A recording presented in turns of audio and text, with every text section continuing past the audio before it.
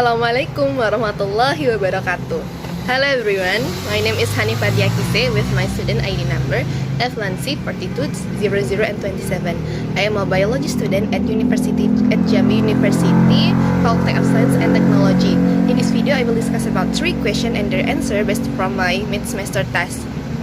And the subject is basic science and technology, but in Indonesia we can say dasar-dasar sains dan teknologi. And with my lecturer, Mrs. Rahmi, SPD, MSI. Let's jump right in. Nah, untuk soal pertama itu, bagaimana tanggapan saya mengenai kemajuan teknologi terhadap perilaku? Jadi, kemajuan teknologi terhadap perilaku ini saya bagi menjadi 2 sisi. Yang pertama bisa kita lihat dari sisi negatif, dan yang kedua bisa kita lihat dari sisi positif. Jika kita tilik dari sisi positifnya, kemajuan teknologi ini mendorong hadirnya kaum-kaum intelektual yang berwawasan. Kemajuan teknologi juga mendorong perubahan sosial dalam tatanan masyarakat serta pribadi setiap orang. Sebagai seorang mahasiswa, saya juga merasa perubahan dalam diri saya ini salah satunya itu karena adanya kemajuan teknologi. Nah, dalam hal bagaimana? Mari kita masuk contohnya. Misalnya dalam proses belajar, kita sebagai seorang mahasiswa itu memiliki tanggung jawab untuk mengembangkan integritas diri kita itu masing-masing. Salah satunya bisa masuk ke dalam suatu forum atau suatu komunitas yang positif dan bermanfaat.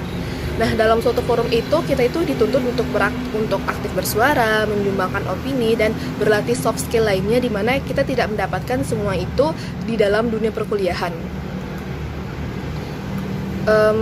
Nah, adanya diskusi ini mendorong sikap kita yang mungkin awalnya atau semulanya itu malu untuk berbicara di depan umum, berbicara di halayak yang banyak, tapi dengan adanya latihan kita akan menjadi terbiasa.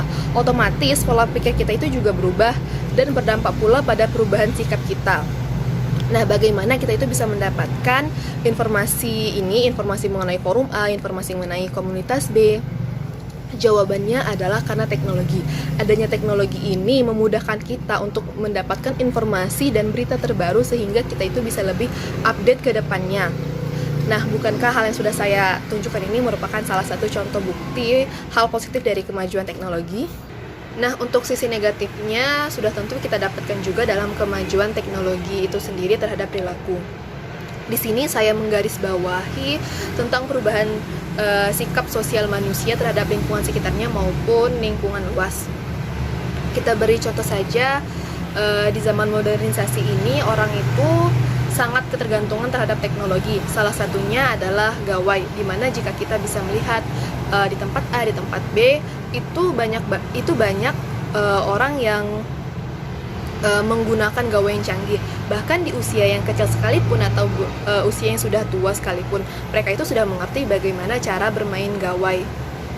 Hal ini jika tidak diimbangi dengan kebijaksanaan penggunanya, maka akan membuat candu.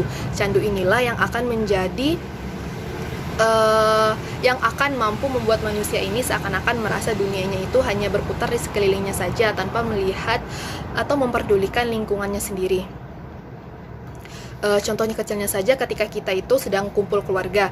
Nah, mungkin dulu kalau kita berkumpul keluarga itu kita saling bercengkrama, saling berdiskusi satu sama lain. Namun dengan hadirnya gawai itu membuat jarak di antara kita. Seolah-olah kita itu asik dengan dunia kita sendiri.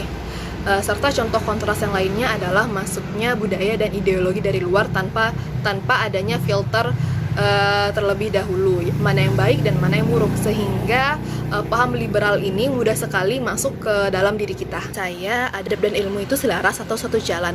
Orang yang beradab sudah tentu memiliki ilmu yang baik, namun orang yang memiliki ilmu belum tentu memiliki adab yang baik. Karena teknologi itu membentuk individu untuk berpikir, bertindak, dan berperilaku dalam suatu lingkungan masyarakat. Untuk soal nomor 2 adalah perbedaan antara skeptisisme, subjektivisme, dan relativisme, serta berikan contohnya. Baik, saya akan menjelaskan. Yang pertama itu ada skeptisisme atau sikap meragukan, kurang percaya, atau ragu-ragu. Sikap skeptis ini sangat penting bagi ilmuwan agar mampu memastikan kebenaran yang ada, tidak terlihat ragu-ragu terhadap sesuatu yang belum pasti atau hanya ikut-ikutan saja. Sikap skeptis ini mampu membuat kita lebih berhati-hati dalam menerima informasi, mengecek kebenaran atau kepastiannya, kecuali jika informasi tersebut sudah valid atau terbukti kebenarannya. Nah, contohnya saja teori bahwa paham bumi itu datar dianut oleh beberapa orang. Menurut saya, sikap skeptis saya adalah saya percaya bahwa bumi itu berbentuk bulat. Mengapa? Karena sudah tertuang juga dalam Al-Quran bahwa bentuk bumi itu seperti telur burung unta. Gambarannya itu lonjong dengan ujung yang tumpul. Jika bumi itu berbentuk datar, maka tidak bisa berputar serta beredar mengorbit matahari. Sehingga jika tidak bisa mengorbit, maka tidak ada pergantian siang dan malam. Lalu yang kedua ada paham subjektivisme atau pemikiran yang didasarkan atas pengalaman pribadi. Nah, kegiatan apa yang kita sadari secara langsung, pikiran yang didasarkan atas pengalaman pribadi, kedua hal ini merupakan hal yang selalu kita alami di kehidupan kita. Menurut saya, paham subjektivisme ini mampu membentuk diri kita sendiri berdasarkan pengalaman yang sudah ada. Terakhir ada paham relativisme, merupakan paham bahwa kebenaran itu dipandang sebagai hal yang tidak mutlak atau relatif. Apa yang benar menurut orang belum tentu benar menurut kita dan sebaliknya. Kebenaran itu hanya ditentukan saja oleh pelakunya. Misalnya saja tentang budaya kita menggunakan tangan kiri itu berbeda dengan budaya orang luar, di mana notabene-nya jika kita melakukan aktivitas menggunakan tangan kiri, kita akan dianggap tidak sopan dan akan menyalahi aturan adab perilaku kita di Indonesia. Namun hal ini tidak berlaku di luar. Menurut mereka, menggunakan tangan kiri untuk beraktivitas itu di luar adab sopan santun. Nah, sayangnya untuk paham relativisme ini sendiri memiliki pertentangan, sehingga membuat kebenaran itu menjadi tidak pasti dan tidak memiliki nilainya lagi. Kebenaran yang dianggap benar boleh dianggap salah oleh orang lain, dan begitu juga sebaliknya. Untuk soal yang ketiga adalah berikan 3 contoh sikap ilmiah saya yang dapat saya terapkan sebagai seorang mahasiswa di kehidupan kampus. Untuk yang pertama, menurut saya adalah sifat jujur atau terbuka. Jujur dan terbuka terhadap hasil yang kita dapat berdasarkan bukti yang nyata dan konkret. Tulis hasil apa yang kita dapat, bukan hanya berdasarkan teori dan mengada-ngada saja, sehingga hasil yang kita dapat itu dapat dipertanggungjawabkan. Selanjutnya, menurut saya adalah berpikir kritis. Berpikir kritis ini maksudnya adalah berpikir secara rasional, mampu ditelaah dengan baik. Dan rasional di sini maksudnya adalah sesuatu hal tersebut ada, nyambung atau masuk akal. Hal ini sama seperti bagaimana asal-muasal Newton itu mendapatkan hukum gravitasi bumi yang sampai sekarang ini banyak digunakan untuk menentukan turunan rumus lainnya, sehingga menjadi panduan dalam hal pengambilan langkah. Dan untuk sikap yang terakhir adalah sikap pantang menyerah. Sikap pantang menyerah ini sudah sepatutnya dimiliki oleh setiap manusia.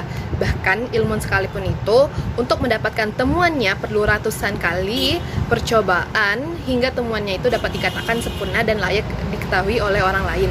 Kegagalan adalah hal yang biasa, namun terus mencoba adalah hal yang luar biasa. Okay everyone, that's all I can explain. And as my closing, remember what Albert Einstein and Ayang Habibie have ever said. Sains tanpa agama adalah pincang dan agama tanpa sains adalah buta. Also, keberhasilan bukanlah milik orang yang pintar, tapi milik orang yang sedang berusaha. Don't forget to like my video and see you next time. Bye. Wassalamualaikum warahmatullahi wabarakatuh.